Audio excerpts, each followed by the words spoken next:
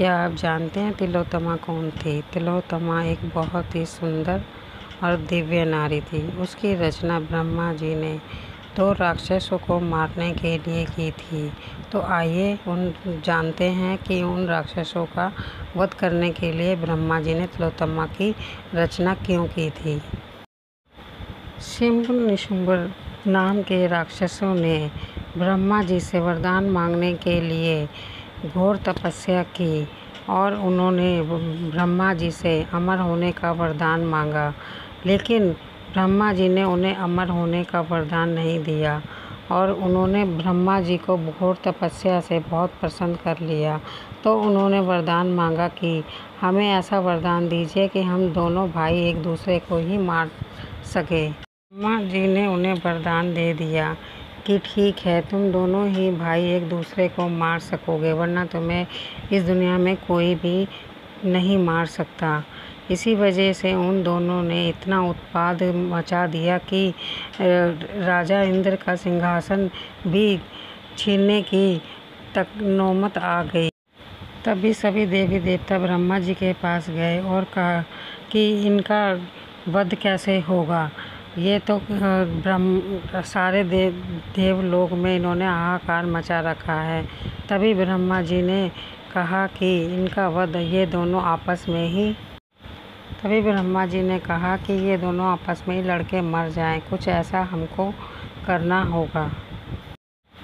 तभी ब्रह्मा जी ने काफ़ी सोच विचार करने पे उन्होंने तिलोत्तमा की रचना की।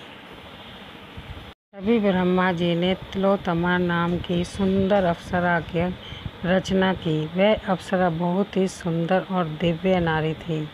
उसे जो भी कोई देखता वह मोहित हो जाता। तिलोत्तमा इतनी सुंदर थी कि उसे जो कोई भी देखता वह देखता ही रह जाता, चाहे वो देवता हो चाहे राक्षस हो।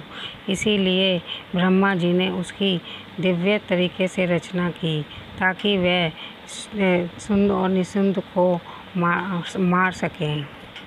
एक दिन वह अप्सरा उन दोनों राक्षसों के सामने आ गई और वह दोनों राक्षस उसको देख के हैरान हो गए कि इतनी सुंदर नारी हमने तो कहीं नहीं देखा। दोनों भाई देखकर उसको कहने लगे कि इससे तो मैं ही विवाह करूँगा। दूसरा कहने लगा कि नहीं, इससे मैं विवाह करूँगा।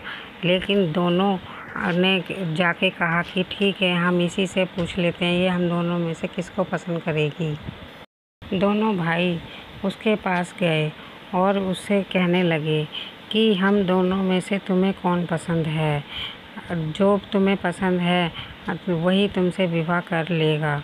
लेकिन उसने कहा कि नहीं, मुझे तुम दोनों में से कोई पसंद नहीं है। उसने सिंध निसुंद से कहा कि मुझे सुंदरता नहीं, मुझे शक्ति पसंद है। तुम दोनों में से जो शक्तिशाली होगा मैं उसी से विवाह करूंगी। तभी दोनों भाई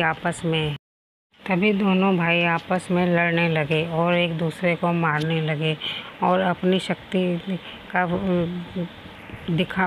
दिखाने के लिए एक दूसरे के ऊपर वह प्रहार करते रहे और दोनों ने एक दूसरे को अपनी शक्ति का प्रदर्शन दिखाने के चक्कर में मार डाला और यही थी तिलोत्तमा की। इसी कारण से ब्रह्मा जी ने तिलोत्तमा की उत्पत्ति की और उसको दिव्य तरीके से उत्पन्न किया। यही तिलोत्तमा बहुत ही सुंदर अप्सरा थी। इसीलिए वो कहा जाता है कि तिलोत्तमा से सुंदर कोई अप्सरा नहीं थी। राक्षस हो या देवता, हर कोई उसे पाने की इच्छा रखता था। जब ब्रह्मा जी ने तिलोत्तमा की उत्पत्ति की तो उन राक्षसों का वध हुआ।